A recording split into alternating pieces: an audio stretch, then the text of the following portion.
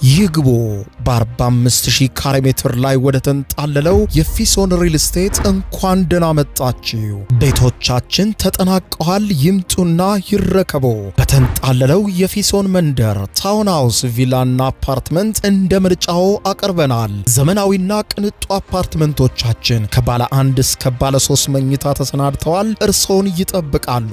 የከርሰ ምድር ውሃ፣ ለተለያዩ ፕሮግራሞች የሚሆን ሰፊ ቴራስ፣ 24 ሰዓት የማይቋረጥ ተጠባባቂ ጄኔሬተር፣ ሰፊና አስተማማኝ የመኪና ማቆሚያ፣ የደህንነት ካሜራ ጨምሮ ይሄ ቀረሽ የማይባል ዘመናዊና ቅንጡ አፓርትመንት። ምርጫው ቪላ ከሆነ ደግሞ የተሟላና በ340 ካሬ ሜትር ላይ ያረፈ በውስጡ 6 መኝታ ቤቶች፣ 7 መታጠቢያ ቤቶች፣ 2 ሳሎን፣ 1 ባህላዊና 1 ዘመናዊ ኩሽናዎችን በውስጡ ያቀፈ ቤትም አለን። ታውን ሃውስስ ቢሉ በፊሶን መንደር ምን ጠፍቶ 5 መኝታ ቤት፣ 6 መታጠቢያ ቤትን፣ 1 ባህላዊና 1 ዘመናዊ ኩሽና አካቶ በ190 ካሬ ላይ ያረፈ 2 መኪና ማቆም የሚያስችል ሰፊ ግቢ ያለው የፊሶን መንደር። ይምጡ፣ ዛሬውኑ የቤት ባለቤት ይሆኑ። በ0952 78 78 78 ወይም በ0952 79 79 79 ላይ ሃሎ ይበሉን። ፊሶን ሪል ስቴት የርሶ።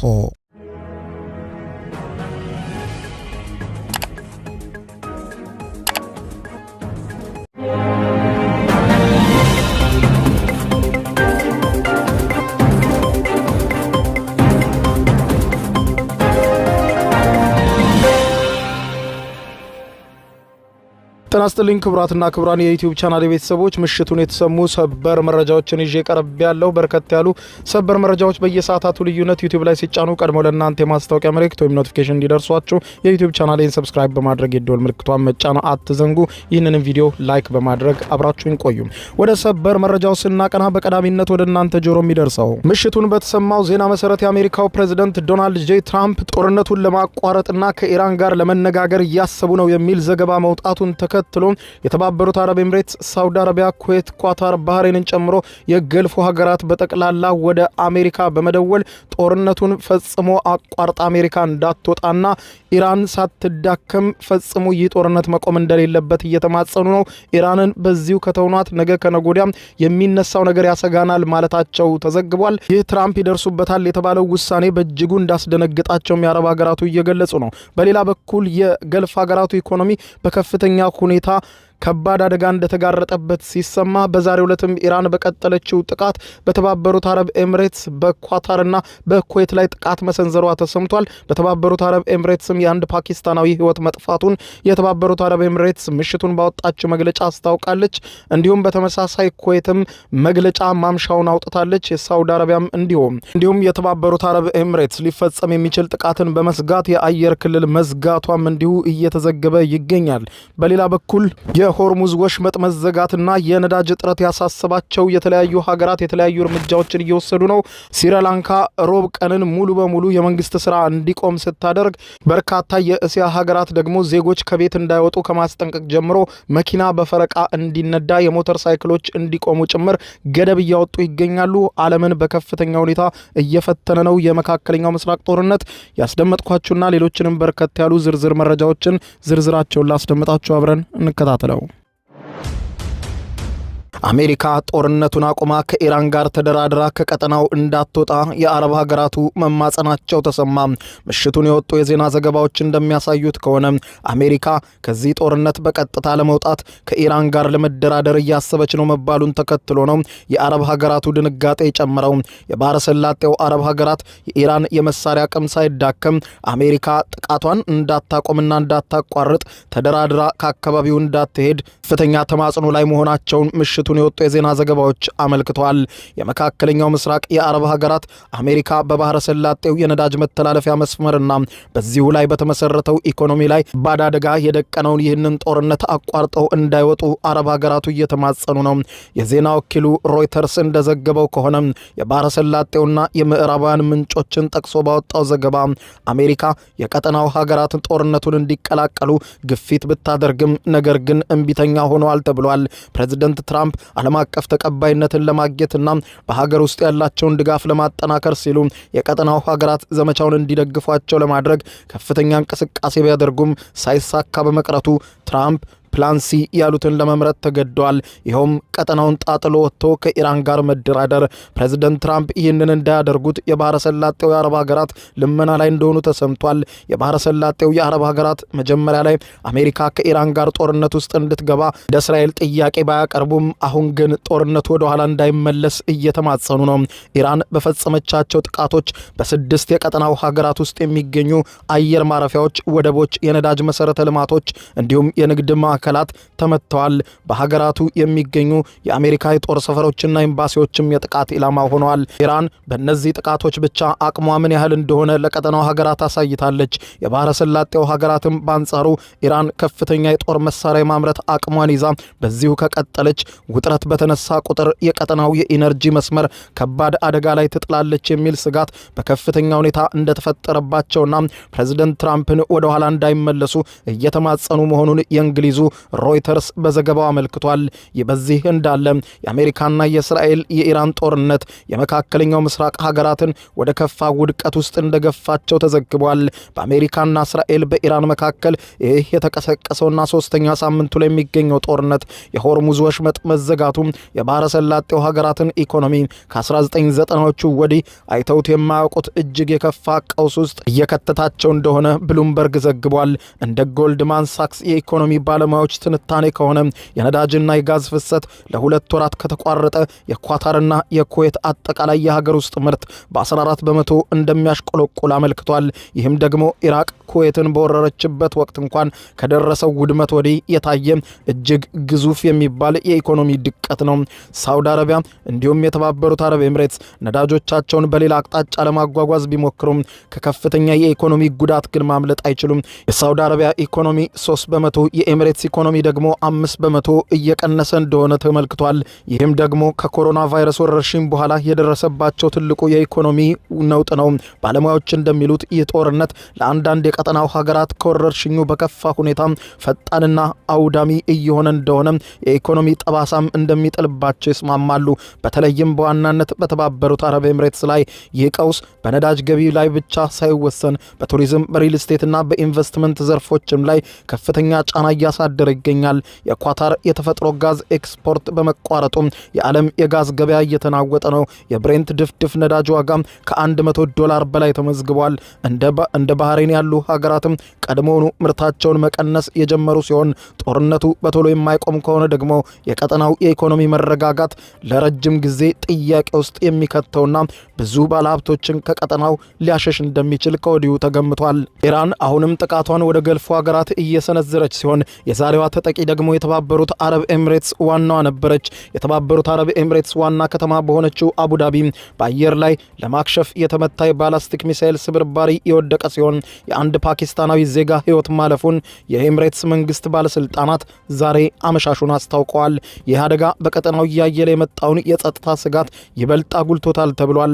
ባለስልጣናቱ በማህበራዊ ትስስር ገጻቸው ላይ ባወጡት አጭር መግለጫ እንዳብራሩት ይህ አሳዛኝ ክስተት ነው የተመዘገበው ዛሬ ከኢራን የተተኮሰ የባላስቲክ ሚሳኤልን ለመከላከል የሀገሪቱ የጸረ አየር መከላከያ ስርዓት አየር ላይ መጥቶ ባከሸፈበት ወቅት ሚሳኤሉ በአየር ላይ ከተመታ በኋላ የተፈጠረው የብረት ስብርባሪ መሬት ላይ በማረፉ ለዚህ ንጹህ የውጭ ሀገር ዜጋ ሕይወት መጥፋት ቀጥተኛ ምክንያት ሆኗል ብለዋል የኤምሬትስ ከፍተኛ ባለስልጣናት። ይህ ጥቃት የተባበሩት አረብ ኤምሬቶችን የአየር ክልሏን ደህንነት ለማስጠበቅ ከፍተኛ የጥንቃቄ እርምጃ እየወሰደች ባለችበትና የዓለም አቀፍ በረራዎች አቅጣጫቸውን እንዲቀይሩ በተገደዱበት አሳሳቢ ወቅት ላይ የተከሰተ መሆኑን አሁንም ቀጠናው ምን ያክል አደገኛ ሁኔታ ውስጥ እንዳለ አመላካች ነው ተብሏል። የተባበሩት አረብ ኤምሬትሶች የአቪዬሽን ባለስልጣናት ከኢራን ሊሰነዘሩ የሚችሉ ስጋቶችን ተከትሎ እንደ ልዩ የጥንቃቄ እርምጃ የሀገሪቱን የአየር ክልል በጊዜያዊነት መዘጋታቸውን አስታውቀዋል። ይህ ከባድ ውሳኔ መጣውም በተለይም በአቅራቢያው በሚገኝ የነዳጅ ማጠራቀሚያ ላይ በተፈጸመ የድሮን ጥቃት ምክንያት በዓለም አቀፍ መንገደኞች ብዛት ቀዳሚ የሆነው የዱባይ ዓለም አቀፍ አውሮፕላን ማረፊያ በጊዜያዊነት መዘጋቱንም ተከትሎ ነው። የተባበሩት አረብ ኤምሬትስ የአየር ክልል አውሮፓን፣ አፍሪካንና እስያን የሚያገናኝ ቁልፍ ኮሪደር ወይም መተላለፊያ በመሆኑ ለዓለም አቀፍ የአቪዬሽን ኢንዱስትሪ እጅግ ወሳኝ ቦታ ነበረ። ዘ ታይምስ ያነጋገራቸው የአቪዬሽን ተንታኞች እንደሚሉት ከሆነ ወደ ምስራቅ ከሚጓዙ የብሪታንያ መንገደኞች ከ50 በመቶ በላይ የሚሆኑት እንዲሁም ወደ አውሮፓ ከሚያቀኑት አውስትራሊያውያን 65 በመቶ ጉዟቸውን የሚያደርጉት በመካከለኛው ምስራቅ በሚገኙት 3 ታላላቅ ዓለም አቀፍ ማረፊያዎች በኩል ነበር። እነዚህም በተባበሩት አረብ ኤሚሬትሶች በሚገኙት የዱባይና የዛይድ ዓለም አቀፍ አውሮፕላን ማረፊያዎች እንዲሁም በኳታር ዶሃ በሚገኘው የሐማድ ዓለም አቀፍ አውሮፕላን ማረፊያ ናቸው። በአሁኑ ወቅትም በቀጠናው እየተካሄዱ ያሉ ተከታታይ ጥቃቶች በንግድ የአየር ትራንስፖርት ጉዞ ላይ እጅግ ከባድ የሆነ መስተጓጎል እየፈጠሩ ነው። አውሮፕላኖች አደገኛ የሆነውን የመካከለኛው ምስራቅ የአየር ክልልን ለማስቀረት መስመራቸውን ቀይረው እንዲበሩ በመገደዳቸው እንደ ግብጽ እንዲሁም ጆርጂያ ባሉ ሀገራት የአየር ክልላቸው ውስጥ ከፍተኛ የሆነ የአውሮፕላኖች ትራፊክ መጨናነቅ መፈጠሩ በዚሁ በፍላይት ራዳር መረጃ ላይ ቁልጭ ብሎ ይታያል። በሌላ በኩል የኩዌት ብሔራዊ ዘብ ቃል አቀባይ ምሽቱን በሰጡት መግለጫ የኩዌት መከላከያ ኃይሎች አንድን ሰው አልባ በራሪ አውሮፕላን ድሮን መጥተው መጣላቸውን ይፋ አድርገዋል። ይህ ወታደራዊ እርምጃ የተወሰደው ሀገሪቱ ደህንነቷን ለማጠናከር ስትራቴጂካዊ የሆኑ ወሳኝ ቦታዎችን ለመጠበቅና ማንኛውንም ሊያጋጥም የሚችል የጸጥታ ስጋትን በንቃት ለመመከት ከምታደርገው ቀጣይነት ያለው ጥረት አካል መሆኑን ቃል አቀባዩ አስረድተዋል። በሌላ በኩል በአሜሪካና በኢራን መካከል እየተካሄደ ባለው ጦርነት ምክንያት ስትራቴጂካዊ የሆርሙዝ የባህር ወሽመጥ ከፍተኛ የውጥረት ማዕከል ሆኖ በመቀጠሉ የዓለም የኢነርጂ ደህንነት ከፍተኛ አደጋ ላይ ወድቋል። የቀድሞው የፔንታጎን ባለስልጣንና የባህር ኃይል አዛዥ የነበሩት ካፒቴን ብሬንት ሳድለር ጉዳዩን አስመልክተው በሰጡት ትንታኔ የጦርነቱ መባባስ ሊያስከትል የሚችለው የከፋ አደጋ አብራርተዋል። በትንታኔያቸውም የኢራንን ወታደራዊና ኢኮኖሚያዊ ስትራቴጂ እንዲሁም ወሽመጡ ሙሉ በሙሉ ቢዘጋም በዓለም አቀፍ ደረጃ ሊፈጠር የሚችለውን አጠቃላይ ቀውስ በዝርዝር አስረድተዋል። የሆርሙዝ የባህር ወሽመጥ በዓለም ኢኮኖሚ ያለው ጠቀሜታ በቀላሉ የሚታይ አይደለም ብለዋል። መረጃዎች እንደሚያሳዩት ይህ ወሽመጥ 20 በመቶ የሚሆነው የዓለም ነዳጅ የሚያርፍበት ነው። አሁን ላይ ሁሉም ነገሮች በመዘጋታቸው እጅግ ከፍተኛ የሆነ ጥፋት እየመጣ ነው ብለዋል። የሆርሙዝ ወሽመጥ መዘጋቱን ተከትሎ የተለያዩ ሀገራት በነዳጅ አቅርቦት ላይ እርምጃዎችን እየወሰዱ ነው። እስያዊቷ ሀገር ስሪላንካ በኢራን ጦርነት ምክንያት ሊፈጠር የሚችለውን የነዳጅ እጥረትን ለመቋቋም በየሳምንቱ ረቡዕ እንደ ህዝብ በዓል ተቆጥሮ ጦርነቱ እስኪያበቃ የመንግስት መስሪያ ቤቶች እንዲዘጉ በይፋ ወስናለች።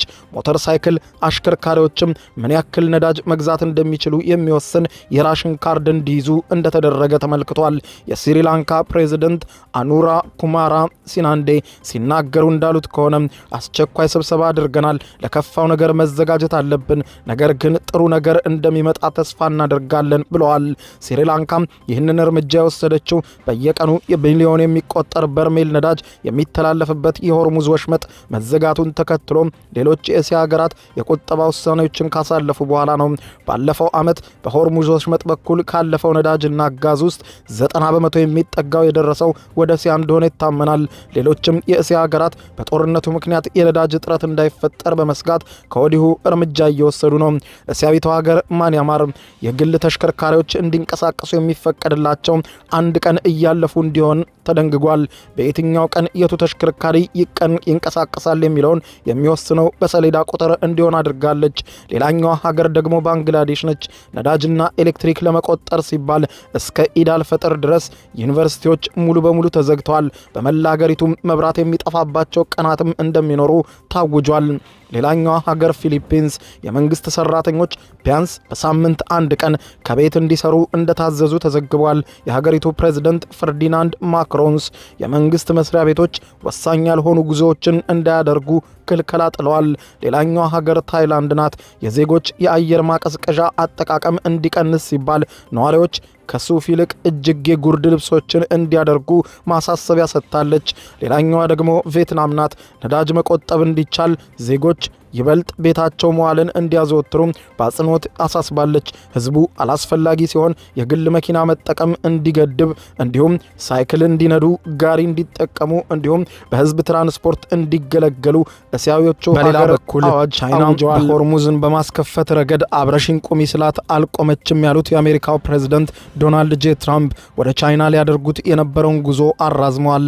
የአሜሪካው ፕሬዝዳንት ዶናልድ ጄ ትራምፕ በኢራን ጦርነት ምክንያት ከ2 ሳምንታት በኋላ ያደርጉት የነበረውን ተጠባቂ ጉዞ ላልተወሰነ ጊዜ ማራዘማቸውን አስታውቀዋል። ፕሬዝዳንቱ በዋይት ሃውስ በጋዜጠኞች ጋር በነበራቸው ቆይታ ጉዞውን በአንድ ወር ወይም እንዲያ አካባቢ ለማዘግየት ጥያቄ ያቀርበናል ብለዋል። ትራምፕና የቻይናው ፕሬዝዳንት ዢ ጂንፒንግ ይገናኙበታል ተብሎ የሚጠበቀው ጉብኝት ከመጋቢት 22 እስከ 24 2018 ዓ.ም እንዲካሄድ ቀጠሮ ተይዞለት ነበር። እንደ ትራምፕ ገለጻ ጉዞውን ማራዘም ውሳኔ ላይ የተደረሰው ከእስራኤል ጋር በመሆን ኢራን ላይ የከፈቱትን ጦርነት ለመምራት ሀገር ውስጥ መሆን አስፈላጊ በመሆኑ ነው ብለዋል። በጣም ቀላል ነው፣ ጦርነት እያካሄድን ነው፣ እዚህ መሆኔ አስፈላጊ ይመስለኛል ሲሉ ተናግረዋል። ትራምፕ እዚህ ውሳኔያቸው ውስጥ ምንም ማታለል እንደሌለበት አጽንኦት የሰጡ ሲሆን የቻይናው ፕሬዝዳንት ሺ ጋር መገናኘት እንደሚፈልጉም አክለዋል። ግን ቻይና በዚህ ጦርነት ልትረዳን አልፈለገችም፣ ሆርሙዝን በማስከፈት ትልቅ ሚና እንድትጫወት ጠይቂያት ነበር ብለዋል። ትራምፕ ይህንን ያሉት ከብሪታንያው ጋዜጣ ፋይናንሻል ታይምስ ጋር ባደረጉት ቃለ መጠይቅ ነው። ቻይና የሆርሙዝ ወሽመጥን እንዲከፈት የማታደርግ ከሆነ ጉብኝታቸውን ሊያራዝሙ እንደሚችሉ ከተናገሩ በኋላ ነው። በሁለት ግዙፍ የዓለም ኢኮኖሚዎች መካከል ያለው ፍትጊያ በኢራን ጦርነት ምክንያት ተባብሷል። የኢራን የኢነርጂ ኤክስፖርት ዋነኛ ገዢ የሆነችው ቻይና አሜሪካና እስራኤል ኢራን ላይ ከፈቱትን ጥቃት ተቃውማለች። የቻይና የውጭ ጉዳይ ሚኒስትር ቃል አቀባይ በበኩላቸው ከፕሬዝዳንት ትራምፕ የቻይና ጉብኝት ቀንና ተያያዥ ጉዳዮችን በተመለከተ ቻይናና አሜሪካ እየተነጋገሩ መሆኑን በሰጡት መግለጫ ለጋዜጠኞች ገልጠዋል። በሌላ በኩል በአሜሪካ በሜክሲኮና በካናዳ አስተናጋጅነት በሚካሄደው ቀጣዩ የዓለም ዋንጫ ላይ የኢራን እግር ኳስ ፌዴሬሽን የሀገሪቱ ቡድን ጨዋታዎች ሜክሲኮ ውስጥ እንዲካሄዱ እየተነጋገረ መሆኑን አመልክቷል። የኢራን እግር ኳስ ፌዴሬሽን በደህንነት ስጋት ምክንያት የሀገሪቱ ብሔራዊ ቡድን ተጫዋቾች የዓለም ዋንጫ ጨዋታዎች ወደ ሜክሲኮ እንዲዘዋወሩለት ለማድረግ ከፊፋ ጋር እየተነጋገረ መሆኑን አመልክቷል። የፌዴሬሽኑ ፕሬዝዳንት ማህዲ ታጅ በማህበራዊ ትስስር ገጻቸው ባጋሩ ልጥፍ ላይ ትራምፕ የኢራንን ብሔራዊ ቡድንን ደህንነት ማስጠበቅ እንደማይችሉ በመግለጽ ተጫዋቾቻችን አሁን ባለው ሁኔታ ወደ አሜሪካ መሄድ አይፈልጉም ብለዋል፣ ወይም መሄድ የለባቸውም ሲሉ ተናግረዋል። በዚህም ሁኔታ በእርግጠኝነት ወደ አሜሪካ አንጓዝም፣ ጨዋታዎቹ ሜክሲኮ የሚሆኑልን ከሆነ ለመጫወት ፈቃደኛ ነን ብለዋል። አክለውም በአሁኑ ሰዓት የኢራንን የዓለም ዋንጫ ጨዋታ ሜክሲኮ ውስጥ ለማድረግ ከፊፋ ጋር እየተነጋገርንም ነው ብለዋል። አሜሪካ ከእስራኤል ጋር በመሆን ኢራን ላይ ጥቃት መክፈቷን ተከትሎ ባለፈው ሳምንት የኢራን ስፖርት ሚኒስትር የሀገሪቱ ብሔራዊ ቡድን በጨዋታው መሳተፍ እንደማይችል ተናግረው ነበር። የአሜሪካ ፕሬዝዳንት ዶናልድ ጄ ትራምፕ ኢራን የዓለም ዋንጫውን ለመሳተፍ እንደምትችል ጠቁመው ነገር ግን ለራሳቸው ሕይወትና ደህንነት ሲባል እዚህ መምጣታቸው ተገቢ አይደለም የሚል እምነት እንዳላቸው ተናግረዋል። በምድብ 2 ውስጥ ያለው የኢራን ብሔራዊ ቡድን ሎስ አንጀለስ ውስጥ ጨዋታዎች ያሉት ሲሆን አንድ ጨዋታ ደግሞ ሲያትል ውስጥ እንዲያደርግ ድልድል ወጥቶለታል። ኢራን ስፖርት ፌዴሬሽን እንዳስታወቀው ከሆነ ጨዋታዎቹ እሺ ብሎ ፊፋ ወደ ሜክሲኮ የሚያደርጋቸው ከሆነ ለመሳተፍ ፈቃደኞች ነን፣ ካልሆኑ ግን ተጫዋቾቻችን ፈጽሞ ወደዚያች ሀገር አሜሪካ አይሄዱም፣ አይገቡም፣ ለደህንነታቸውም ከፍተኛ ስጋት አለን ሲሉ ተናግረዋል። ክቡራን አድማጮች፣ የቀጠናው ጦርነት አሁንም ተባብሶ እንደቀጠለ ነው። በጉዳዩ ዙሪያ ተጨማሪ መረጃዎችን ይዤ በማለዳ የዜና ዘገባ ውስጥ ከምንገናኝ በያለንበት የዓለም ዳር እኔንም እናንተንም በቸር ጠብቆ ቸር ያቆየን። የዩቲዩብ የስኬት ሚስጥሮችን በዝርዝር የያዘው የአቤል ብርሃኑ የወይኗ ልጅ መጽሐፍ ሁለተኛ እትም በገበያ ላይ። ዩቲዩብ ለመጀመር በአጭር ጊዜ ስኬትን ለመቀዳጀት አስበዋል? ዩቲዩብ ብጀምር ስንት ብር አገኘሁም ብሎ አስበዋል? እንግዲያውስ በዩቲዩብ 2 የወርቅ 3 የብር ሽልማቶችን ያገኘው የአቤል ብርሃኑ የወይኗ ልጅ የዩቲዩብ ሚስጥሮች መጽሐፍ በዝርዝር ሁሉንም ያብራራሉታል። ዛሬውኑ ገዝተው ህልሞን እውን የሚያደርጉበትን የዩቲዩብ የስኬት መንገድ ይጀምሩ። በሀገር ቤት አከፋፋይ አዲስ አበባ ሜክሲኮ ኮሜርስ መጽሐፍት መደብር። በውጭ ሀገራት ለምትገኙ ከአማዞን ላይ ብታዙ በቀናት ውስጥ ደጁ ይደርሳል። የአማዞን ሊንኩን እዚህ ቪዲዮ ኮሜንት ላይ ያገኙታል። የዩቲዩብ ሚስጥሮች፣ ዘመኑ ጋር ተፈላጊ መጽሐፍ።